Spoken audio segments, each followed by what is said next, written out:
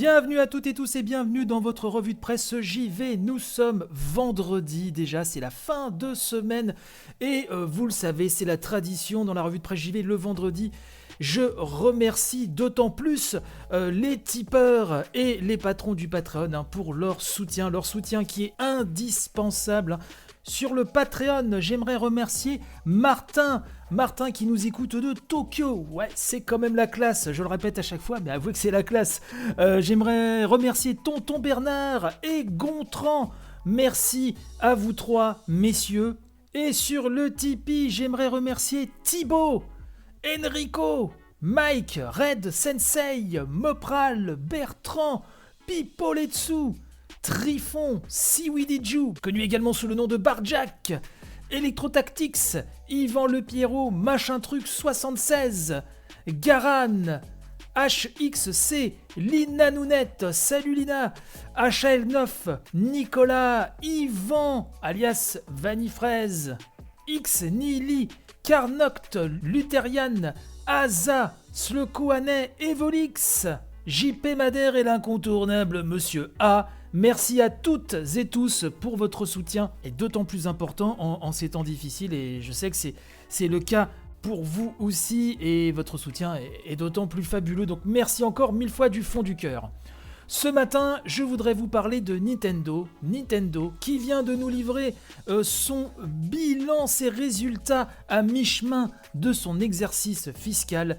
Et c'est juste hallucinant, puisque Nintendo est bien parti pour exhiber le plus gros bénéfice annuel de son histoire, rien que ça. Alors dès qu'on parle de chiffres et de jeux vidéo, la personne incontournable en France, c'est Oscar Le Maire qui, via son compte Twitter et pour approfondir les choses, son site Ludostri, nous détaille bien tout cela. Je vous renvoie, je vous mettrai le lien de toute façon dans la description de l'émission, mais je vous renvoie sur vraiment tout ce qu'écrit Oscar Le Maire.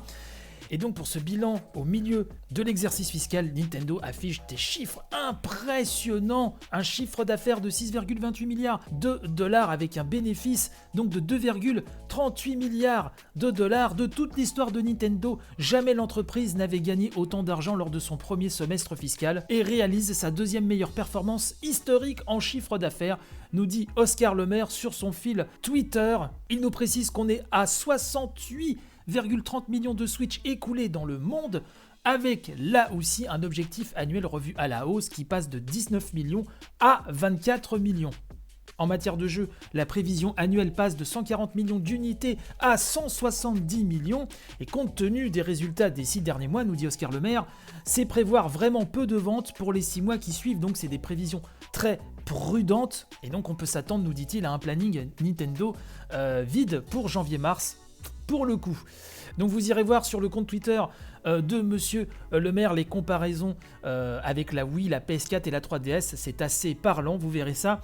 Total mondial à fin septembre au niveau des ventes des hits de la Switch. Animal Crossing New Horizons cumule 26,04 millions de ventes, Super Smash Bros Ultimate 21,10 millions, Pokémon Sword et Shield 19,02 millions, Super Mario Party 12,10 millions. Et en total, toujours mondial à fin septembre, New Super Mario Bros U Deluxe totalise 8,32 millions d'unités, Super Mario Odyssey 18,99 millions, Zelda Breath of the Wild 19,74 millions, et attention, Mario Kart 8 Deluxe 28,99 millions. Des chiffres complètement fous.